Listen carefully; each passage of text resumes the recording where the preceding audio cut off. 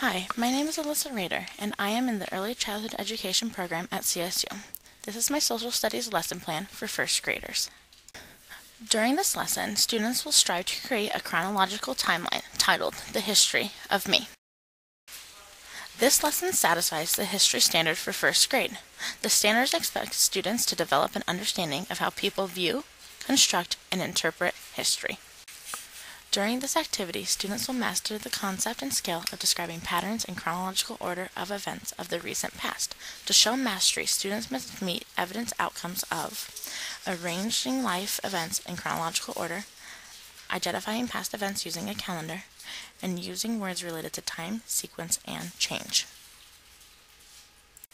Every student will be able to create a historic timeline of their life by putting life events in chronological order and identifying these events on the calendar individually during class.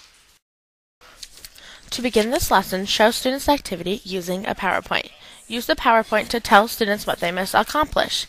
In this case, they must place 8 life events on the timeline, including the date they were born and present day. An example of my personal timeline is shown. After presenting the timeline, take some time to brainstorm as a class things to put on their timelines. Students could put things from favorite birthdays to family vacations.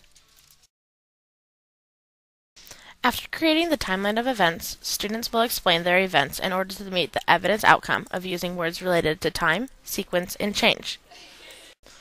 For example, I would say, before I went to Europe, my family went to Disney World. After explaining all their events, students can illustrate with drawings. Now that you understand the lesson, let's discuss the materials. In order to make this lesson, each student will need a piece of construction paper, pencils, a ruler, and crayons, markers, or colored pencils to illustrate. After distributing materials, allow students an adequate amount of time to create their timeline. It may be best to let students brainstorm a draft one day, then create the final timeline another. Depending on the class, this activity may need to be modified. If the activity is too hard, work together as a class to create a timeline for the school. If it is too easy, have students do more life events and describe them more in depth. After students finish this lesson, they will be assessed based on their student-created timeline. Assessment will look at if they included enough time events, how they describe their events, and how they are illustrated. After timelines have been assessed, it would be ideal to allow students to share their timelines.